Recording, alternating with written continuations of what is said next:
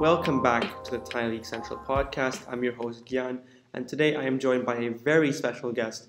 He's one of the forerunners of English media in Thai football and the host of the Thai League Tales podcast. Matt Riley, thank you so much for joining me today. Thank you. Welcome to sunny Exeter. Yeah, we're recording this at the University of Exeter where Matt teaches. I'm sure it's okay to say that. Yeah, absolutely, yeah. Yeah, and so Matt does a lot of very interesting things, apart from being a former Thai League reporter and journalist and being a university professor. He's also writing books. So Matt, please tell us about those books and any other parts of the work you do that you want to highlight. Yeah, sure. So at the moment, I've written two books. One is called Kit and Caboodle, Football, Shirts and Culture, and it's very much got lots of Thai stories in there. Yeah. But it looks at how kits are representations of culture. So, for example, you've got a local club to us here called Forest Green, where 50% of their shirt is made from bamboo, and that shows their integrity and their environmentalism. Then there's a chapter on a Bundesliga 2 team called St. Pauli, who have a very political approach to football, inclusive political approach, and that's represented in aspects of their kit. So, for example, they've got a skull and crossbones with the LGBT plus colours that explain that. And then in between each chapter, there's often stories from Thailand, stories about Thailand. And in fact, the first chapter, a big thanks to Kuntop at Subambury, is about a shirt that they had in 2013 that I think the design is one of the best I've ever seen. So there's that one, but the big book, the first one will be out with Pitch Publishing, which is an independent publisher. And then also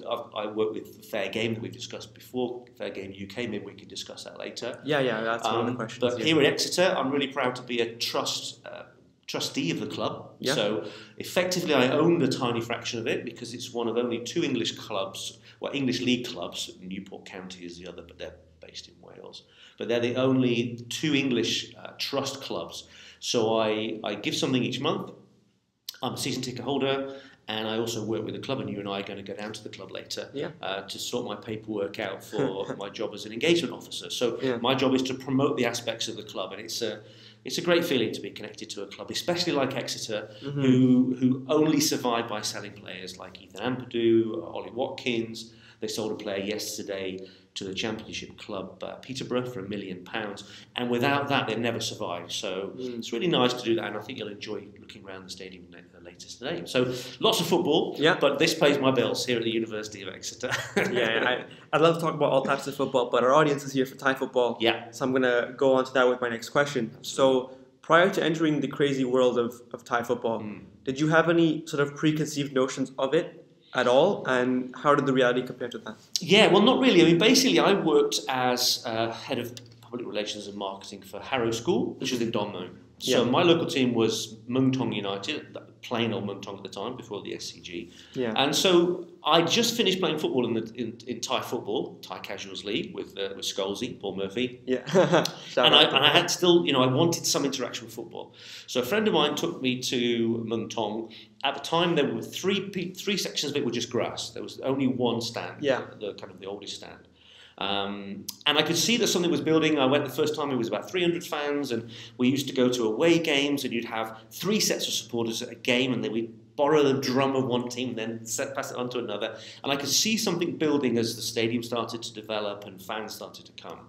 So I knew something was happening, and I happened to bump into Robert Procureur, who was working at the time with the club, and he talked about the sponsorship and the developments. But when I got into the game, and when I actually tried to work within Thai football, it was slightly different. It was the way that it was run was very different to the way English clubs would be run, for example.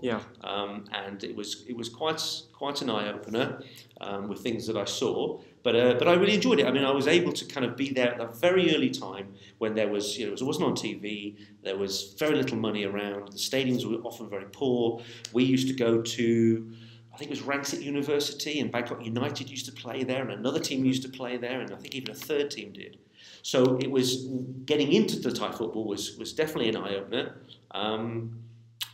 But it's one I really enjoyed. It really exciting time seeing the thing develop. And of course, Muangthong were my local team. Yeah. Everyone kind of thought they were the glamour club, and everyone just supported them because they won all the time. But there was no other team closer to me. Yeah. Bangkok United were a little bit further away, but then they kept moving. If you remember the early days, they kept moving daily. So it was nice to fall on that. And then my group of friends came, and it became social activity as well. So just because I don't remember you, I'm sure you mentioned it, but how many years and which year to which year were you involved with the club? Trying to think now. So I came to Thailand in around 2000. I worked as a head of English for 9 years to 2009. I was a head of marketing for 3 years. So it was 2012, 2013. Okay, yeah. That type of time that I jumped right into. Jokanovich's time, actually. 2012, isn't it? Yeah, 2012. Yeah. Right. So you were sort of there right when the big money was entering, and then you were there to see the impact of the big money. We'll come on to that in a bit because football ownership, as you mentioned with your participation with Fair Game UK, is a big part of your outlook on football. We'll come back to that in a second. I'll start questions about you first. What compels someone to quit the security of their day job and venture into the crazy world of Thai football? Yeah, I mean, to be honest, the biggest push factor was my mother died very suddenly of cancer. So I had a big decision to make about what I wanted to do, and she'd never been able to follow her dreams. So at that exact moment, I felt that something big was going to happen in Thai football, and I wanted to jump right in so that I had to be hungry and I had to fight for anything I could to try and build it. So I had a very good job at Harrow. You know, we've got 4 schools now in Bangkok. I still say we. Bangkok, Beijing, Shanghai, and Hong Kong. But I felt that if I just did it as a part-time job or I just did it as a hobby, I wouldn't be able to make the impact that I wanted to make. Yeah. So I thought, because of that kind of difficult situation with my mum and the fact there was something exciting, my wife was very supportive. You know, she really supported me because, you know, it was financially it was suicidal. I mean, because I wanted to do everything properly. You know, I wanted to do everything to a high standard, and not to be taking funds that I was uncomfortable with. It meant that it was, you know, tremendously challenging financially. But yeah, I wanted to just jump all in, all or nothing.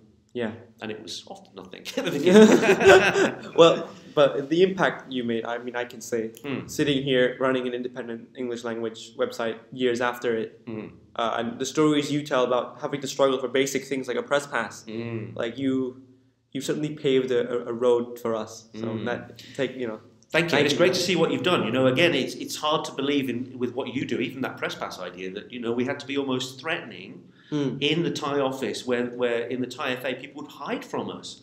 And we would have to explain what we're actually doing is to promote Thai football in English to...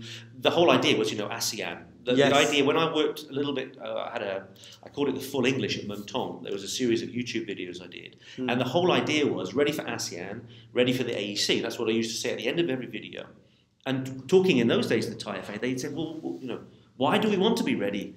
Why do we need English? And it's hard to believe that time ever existed with where you are now. Yeah, now we have the ASEAN quota, which apparently I've heard potentially expires. But they're going to hopefully renew it because it's been a commercial success. Yeah. So with the ASEAN quota, a lot of our success comes from the ASEAN football group on Facebook, and the AFC Champions League and players going abroad. That's what's driving the demand for English content. So absolutely. To go into there before and help create the demand for it is a really big task. So thank you as well for thank you and my colleagues. You know, we had Joseph, who very kindly gave us his studio. We had great reporters at matches. You know, we had coordinated Paul Murphy as well doing reports as well. Coordinated high quality content that had integrity, and that was the key thing for us. It had to have integrity. We weren't going to do puff pieces for clubs or players or agents, you know, and that's probably why we didn't make a lot of money. But it was very enjoyable. I wonder if I could have joined. I was 14 at the time when you were doing this. Well, you'd be very welcome. I could have joined. Everyone was welcome. Similarly, what's compelled you all these years later to put out a podcast reflecting on those experiences? Yeah, I think it was the first lockdown, and it just made me reflect on things. And even all these years later, I still can't quite believe some of the things that I went through. So I decided just to kind of put it down, just in a way, just for myself, but just to go back over things I'd written for Thai League football, and because I've still got the files on my phone actually, and just kind of just process it almost. It's almost like a therapy session, thinking, wow, that happened, because it's taken me 4 years to get this job at Exeter City, and it's purely voluntary. Yeah. But I've tried everything. I've tried applying for jobs. I've met the chairman here at the local club lots of times on different projects, but nothing's come of it. And it showed me that, as financially difficult as it was in Thailand, I got access to some unbelievable experiences. Yeah. And I wanted to record them. You know what I mean? The people like the Chip Chops of the world, going to the wedding of Mung Tong, Pok, Mung Tong, I don't know if he's vice chairman still, but yeah. My wife and I go in there. There's like 3,000 people in the exhibition hall near the ground, Impact, and seeing this wedding cake that must have been 20 meters high. Still got the photo, and you just think, I need to process that again. You know, I need to think through that. In fact, that photo is in one of the books. Kit Caboodle is in the book. But yeah, it was almost like a therapy session. But I really enjoyed doing it, and there's still an aspect of, I can't believe it happened. It's amazing, because there were very unregulated Thai football days when I was there. You know, there were people, and there were a lack of people going in there with a lack of oversight and regulation that could do things that perhaps weren't in everyone's best interests. Yeah, and I'll discuss the roles that you had over that time, which you've mentioned many times in the podcast. So during your time there, you went back and forth between official club media and independent media. First for Muang Thong, then for Suphanburi. So could you please tell us about your journey through Thai football briefly? Yeah, I mean, basically it was started generally with Thai League football, but I realised that creating content for all of Thai football, particularly the Thai Premier League, as it was called then, was never going to get me any kind of income, essentially. So that's when I spoke to Muang Thong.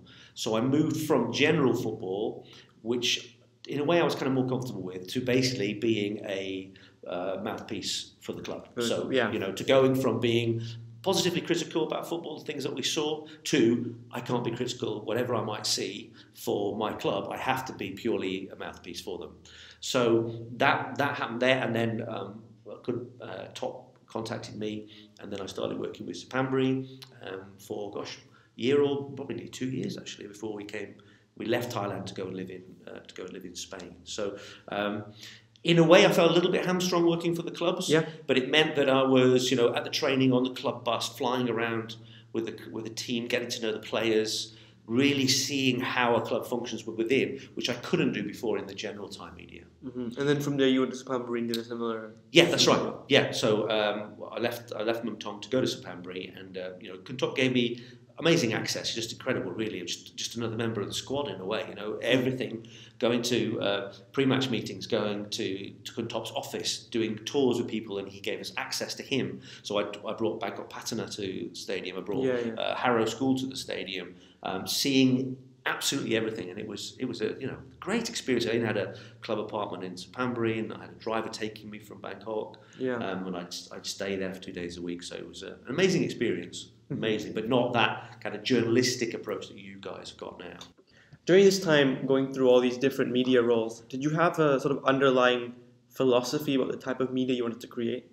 Yeah, for me, it was all about integrity. It was all about integrity. So no acceptance of agents' fees, no puff pieces, no trying to just basically make a promotion for a player because they'd asked for it, trying to create high quality media, and also our own media. So again, we were really lucky on Sukhumvit Sud 4, we had a small studio. So you could bring a player. So for example, we brought Mika Chunonsi in, we painted him with his whole body, half with a Thai flag, half with a Welsh flag, and then it was our content, which of course was then stolen by people who didn't pay us for it, but we had to pay for the artist, had to pay for the studio time.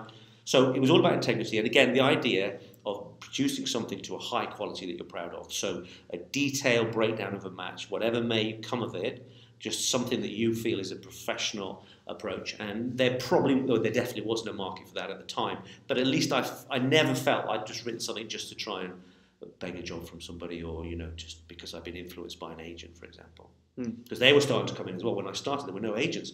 Then suddenly, they were everywhere. Yeah. I'm going to get a bit meta here, but what do you think should be the guiding philosophy of, let's say, a hypothetical English language independent media outlet in the Thai League? Yeah, again, I would say just be proud of what you've produced, and if the market doesn't agree with it, doesn't mean the market's right. If you've done something which has the best intentions in mind and comes to an uncomfortable resolution, then that's the right thing. If people tell you shouldn't be saying that, if all of the facts and the system suggest that is the outcome, you still have to stand by it. And that will create a rough ride. But then that's how you make progress, by meaningful and positive conflict. Unfortunately, you can't just bow down. I mean... so moving on more generally to football ownership and sustainable financial models, because again, you were in the Thai League before and after the big money came into the Thai League. And you're currently part of a group known as Fair Game UK, which encourages more sustainable financial models in football club ownership. So please tell us a little bit more about the main sort of philosophy and teachings of that group. Yeah, funnily enough, I've just had an email, which I'll read to you later, actually, from my local MP, which I asked him to join us. But basically, there are 4 principles: sustainability, integrity, external regulation, impartial external regulation, and community. So the idea is, for example, my role is to coordinate the teams in the west of England and Wales, to coordinate with local MPs, like I've got the email from my own, and then to keep pushing these ideas of integrity. So we've got a group of people, we've got around 20 clubs, mostly in the lower leagues, 5 in League 2, where Exeter are. There's only 1 in the Championship, Luton Town. And the idea is that we try to question, today, probably Jack Grealish is going to go for £100 million. And try to question what that is actually adding. Obviously, it's taking away from my lovely club, but what is it adding to the financial sustainability? How many teeth has financial fair play got? So it's a non-governmental organisation. It's got very, very ethical approach. I'm really pleased to be working with it, and I'm hoping to generate more clubs. Unfortunately, Exeter's not in it. Bristol Rovers in the southwest are in League 2. And then Newport in Wales are. So it's got really laudable aims, and there's a lot of MPs that support it now, and we hope that the legislation will reflect that you can't be spending. I said to you the other day, my club Aston Villa have lost £500,000 a week for 2 decades. That's insanity. I teach business management, as you know. That's insane for anything else other than